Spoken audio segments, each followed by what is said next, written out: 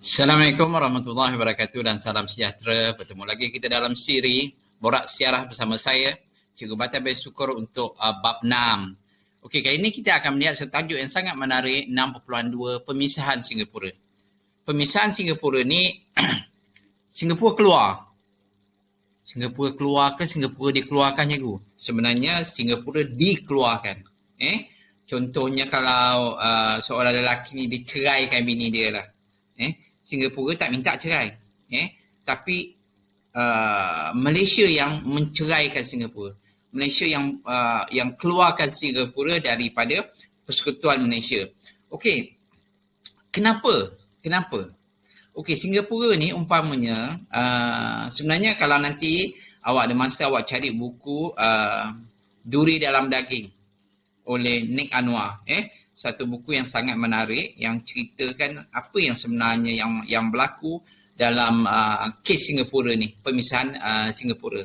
Jadi sekarang kenapa Singapura ni dikeluarkan pemisahan ini? So kalau dalam buku teks, kalau awak lihat muka surat 119, ada faktor politik, ada faktor ekonomi, ada masalah perkauman. Okey? Jadi sebenarnya semuanya anda boleh bacalah dalam buku teks ni. Namun begitu, Lee Kuan Yew ni dia umpama ikan besar di balang yang kecil. Ikan besar, dia Singapura melihat kemasukan Singapura dalam Malaysia, ini peluang dia. Peluang Lee Kuan Yew dan peluang Singapura untuk menguasai Malaysia. Dari segi ekonomi nak Singapura lagi maju, dari segi politik tuntutan dia nak lebih banyak. Jadi cita-citanya tinggi. Tetapi walaupun kemasukan Singapura di dalam Malaysia, Lee Kuan Yew ni balang dia hanya Singapura. Itu yang dia tak puas hati. Dia tak puas hati. Banyak yang diminta. Dia membawa isu Malaysia. Dia membawa isu Malaysia. Dia menyatakan bahawa rakyat orang Malaysia mesti dilayan sama rata. Jadi dia tak setujulah hak-hak istimewa orang Melayu dan sebagainya. Kemudian dari segi ekonomi, dia nak Singapura dapat menguasai ekonomi di Malaysia.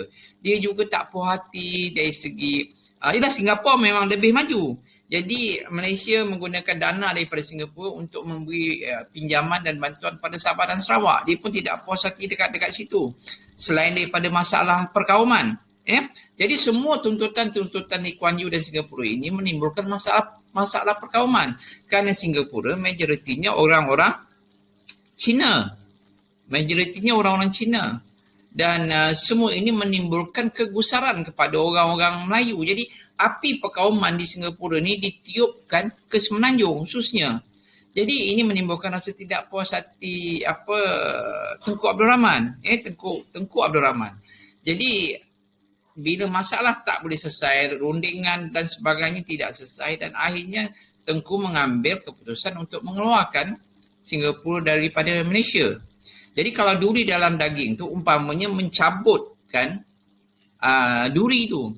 Tapi bagi saya, dia tidak mencabut duri. Yang duri ni Lee Kuan Yew.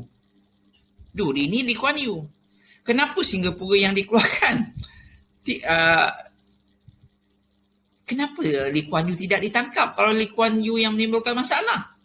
Kan? Jadi ini banyak persoalan-persoalan yang nanti kalau awak masuk universiti, awak akan belajar dengan lebih mendalam, lebih menarik tajuk ini. Dan banyak negara luar berperang kerana kerajaan pusat tidak membenarkan wilayah dikeluar. Okey, Rusia berperang dengan Chechnya. Kenapa Chechnya nak keluar? Thailand masih lagi tak aman di selatan Thailand kerana selatan Thailand nak keluar. Mindanao tak aman kerana nak keluar daripada Filipina. Berlaku perang saudara, tak aman. Tapi kita di Singapura masalah, kenapa kita buang Singapura? Rugi lah, kalau saya rugi. Kita ada tanah tu banyak penyengat ke, banyak apa. Kenapa kita nak jual tanah tu? Kita keluarkan tanah tu. Kita bakar je lah penyengat tu. Tapi tak apalah, kita lihat sama-sama, dan saya nak awak ada satu view yang luas lah untuk tajuk ni.